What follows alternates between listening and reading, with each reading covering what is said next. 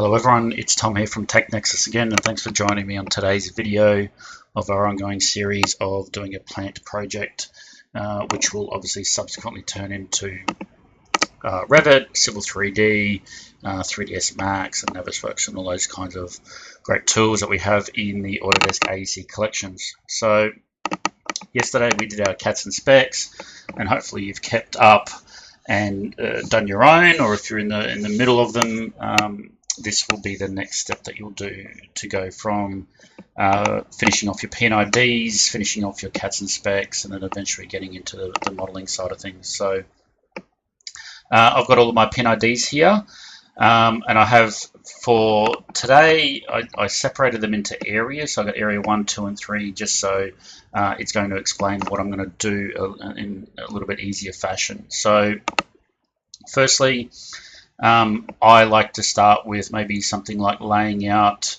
the slab or the area where our piping project is going to go, and then from that I might start placing equipment in arbitrary locations, and then from that we can start doing our piping modeling. So to kick off, we'll do a structural model. So I'm going to put an area and call it area 00, because this is going to be an element, an entity, a slab or whatever that is not locked into a particular area but is for the good of the project. So area 00 I'm going to treat as my non sort of locked in area, and then I'm going to do area 01, area 02, and area 03, because they're the three areas that I'm dealing with. Now, inside each one of those, so a new drawing, so area 00, which is going to be a structural model, so the first one, and that is going to be my slab or my bunded area for this plant project. As a general rule of thumb, for me, I always recommend to people that you work in the positive X and Y inside Plant 3D. So if we switch to top view, so I always want my UCS down here at the bottom left. So let's switch over to the 3D workspace. So in the AutoCAD commands, just go to the workspace and switch over. And then we're going to go to the structure tab, and we can just do a footing. So I'm going to say the insertion point is 00, and then there it is. So if I click on edit structure, so this would be just the default one. So we've got 3 by 3 by 600. So if I switch to ISO view, so again, it is just a footing. So I'm going to change that. So I'm going to make it, let's do something like 30 meters by 30 meters, and let's go 900 deep. Okay, so to move everything into the positive X and Y, so we'll go 15 meters in one direction and 15 meters in another direction. So there we have the area that we're going to work with. Now you can put extra bits of footing around here as sort of the bund if you really want. Just for this video, I'm not going to bother with, it'll be something I'll do when I move forward with these videos offline. So now I have area 1, 2, and 3, and I know in my head area 1 is this sort of bottom southwest corner.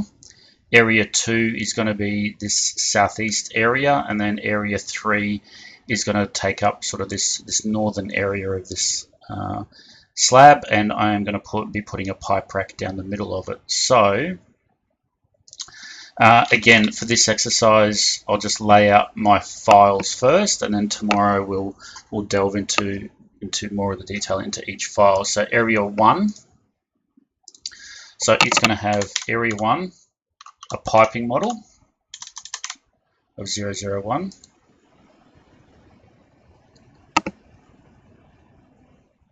Area 1 is also going to have a structural model, 0001. And then area new drawing, area 1 is going to have an equipment model, 0001. So we'll do the same thing for area 2. So area 2 structural. You can see that Plant 3D is going to place them in the subfolders. New drawing, so O2 piping for area 2. And we're going to do a new drawing for this equipment as well. So we have our 3 discipline models for each area. So for area 3 we have equipment. For area 3 we have piping.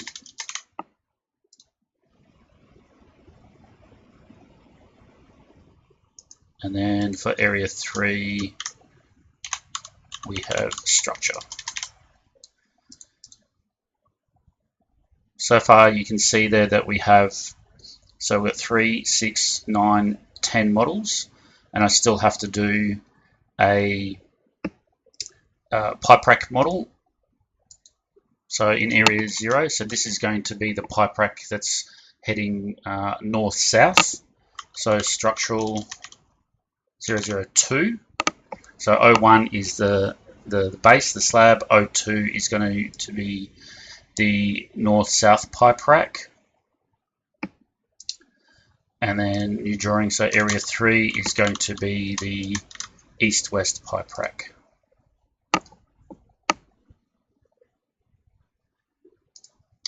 So we can look at the properties of that. You can populate the description in here. So I can say that this is overall slab.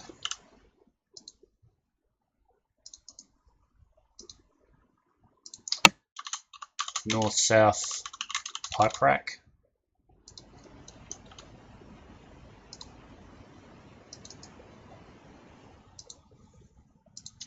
And east-west pipe rack. Just check these ones. North-south. I'll actually write the words in there. North-south pipe rack. So there we have 3, 6, 9, so 12 models for a small area, all broken down into areas and disciplines, and then sub drawings as well. So for your own project, there'll be other differences in there. It'll be dependent on how many people, what kind of areas, how many areas. Oh, I almost forgot as well. So I'll do a drawing for area 0. So for the piping inside that pipe rack there as well. So area 0 pipe rack will have a pipe model for the north-south, and I'll do a pipe model, so pipe 1, pipe 2.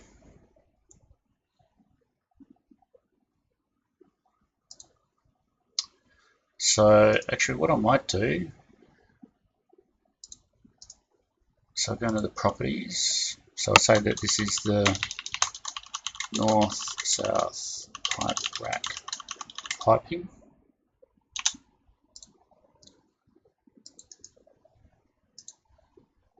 And I'll say that this is the east-west pipe rack piping. So there you go. So we've got all of the models that we want. And then let's just close them all down.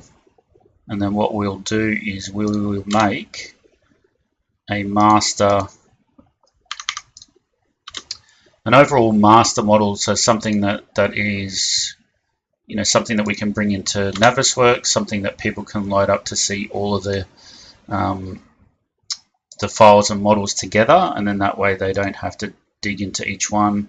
It might be something that you might set up for maybe people who aren't designing on the project, but they want a read-only model, so we can make that read-only for people to not touch, but give them the ability to see what's going on in the model or in the project. So if we go to the root folder, so do new drawing, and I'll just call it, I'll override it. Let's get rid of that. Override, call it overall master.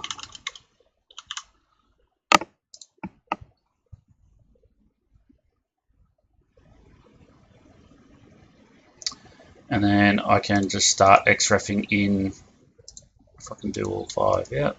No. So I can just pick each one of them, overlay.